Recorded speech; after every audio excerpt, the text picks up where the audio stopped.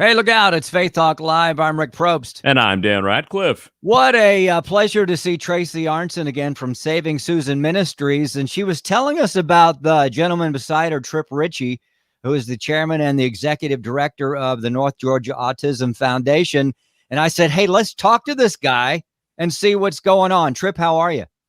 Doing really well today. Thank you. Thank you very much for having us. It's good to have you. Yeah, we love what you guys are all about. I really want to start out from the very beginning. How did you connect? How did you get started with the North Georgia Autism Foundation? Why is this so important to you? So this started out as a autism ministry from our church. It's a historic Epworth United Methodist Church, and as it turns out, our church is the first church that was built in Georgia after the Civil War. Wow. And we've kind of focused on our doctrine, which is acts of grace. And, based on the Methodist Church, we go out into the community and try to support individuals that don't have services. And then it turned out that growing up in the church, we have multiple children in our church community, in our church family with autism.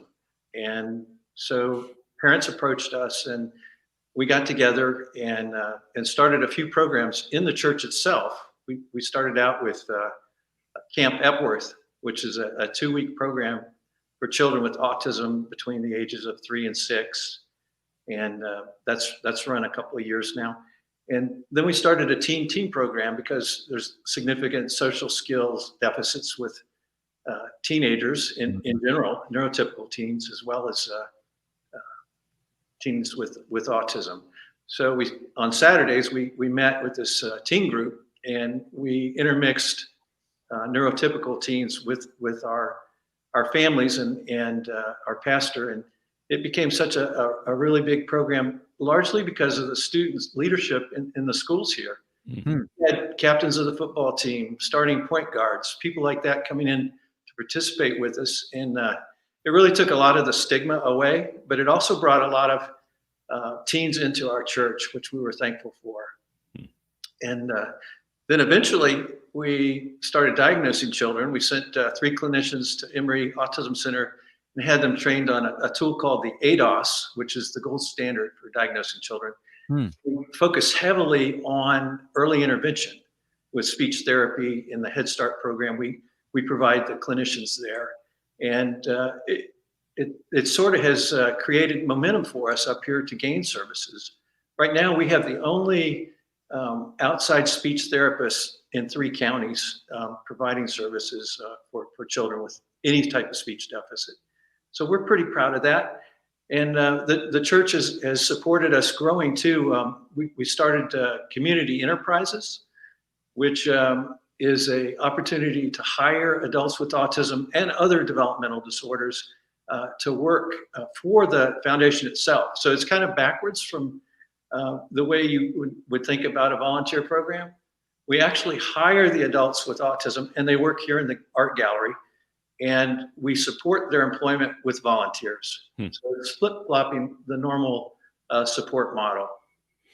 This is great because there's so many families that are affected by autism, children that have autism. Tracy, I know you have a child who has autism. How did NGAF help you guys? How did you guys get involved? Well, we actually met Tripp and his wife, Kathy. They founded North Georgia Autism Foundation. We met them through a neighbor. Our next door neighbor up here in Blue Ridge is very good friends and supporters of North Georgia Autism Foundation. So Ted and Kathy Day. And we were sharing our story about Mason. Our youngest son was diagnosed as an adult. He was misdiagnosed as a young child. So obviously, when we learned about the work they were doing, God tugged at our hearts about it. And a year later, we shared with Tripp what Mason was doing. He asked about Mason, and Mason's working on a computer networking certification at our business, Genesis Elevator, working with our IT guy. And he said, well, that's a lot like what we're trying to launch here at NGAF. So we got Jay on the phone, and Genesis and NGAF are partnering to launch an exciting program that I'm going to let Trip share about. Awesome. So one of the smartest things we ever did was convince Tracy to join our board. Mm-hmm. And she's a dynamo, as you know. Yeah. So we had instant credibility. But what it also did was it linked us to North Atlanta. And you probably recognize that there are two Georgias. There's Metro Atlanta, and then there's the rest Everything else. Yeah. And that includes services for children with developmental and other disabilities. So we decided to expand our reach for and start supporting any child with a disability of any type, and to expand the services that we provide up here, because there just isn't enough for any individual with a disability. That includes, supporting families in the school with 504 and IEP process, and legal assistance and respite, those type of things that we just kind of pass by if you don't have a child with a disability. But then we started looking at lifespan support. And what we recognized is eventually the students graduate from high school, and then what? They have nothing to do and nowhere to go. Yeah. And that's not just students with autism. So we decided to look for programs that would benefit the entire population of young adults with disabilities. And for us, it was partnering with Cisco, partnering with Genesis Elevator, and other businesses as we go along to create a post-secondary school where we train these students to have a career. It's called a Bridge Academy, the Georgia Bridge Academy. And what it does is it takes abilities that sometimes the students don't even know they have, Mm-hmm.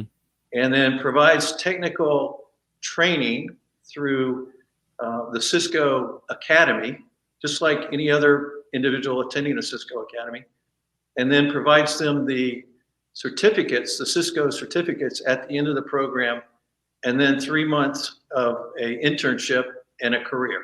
That's So great. yeah. We are really excited about this. We're hoping to launch it in January, and we'll have a class in our Genesis Elevator office space, and then there'll be a satellite class here in Blue Ridge. So we really need what Trip? Students. Students, kids in the Atlanta area who have graduated high school or been out of high school a few years and don't really have a career path or a college path laid out. And a lot of times, adults with disabilities are underemployed. Mm-hmm. They can have a fantastic mind, but don't have the resources to get involved in a program that will lead to a more appropriate career. Mm-hmm. So we're asking everyone to look around in their lives, in their church, in their schools, in their businesses, and try to help us find an individual that could complete a program like what we're describing to become a certified Cisco network security engineer. And all they have to do is contact us through the website. We have a fill in the blank template on the website, and we will get back to them and do the screening. It requires that you have a 10th grade math ability, 10th grade reading, some type of IT aptitude. But here again, some individuals don't know they have that aptitude. Mm-hmm. We will reach out to them and work with them. But mostly they have to have the motivation. And the motivation is to have a career, not a job, but a career. Mm-hmm. And that's really what we're looking for, to change these students' lives forever. Wow. We're talking with Trip Ritchie. He is the chairman and executive director of North Georgia Autism Foundation. And Trip, as a parent of a special needs child, now not a child, actually 20 years old, I want to thank you and your team, and of course Tracy and all the folks that support this, because this is really huge. This is bigger than this is not a drop in the bucket. This is just pretty amazing. I noticed that, and you did speak about the art gallery, and there's a sign there behind you. Can we talk about the fundraiser coming up and why an art gallery? Why not a coffee shop or something? What was it about an art gallery that you guys really wanted to move forward with? So we were open to any type of a business that would allow us to continue the program. But we were approached by a mom who had a son who was 26, who was working part-time as a school janitor.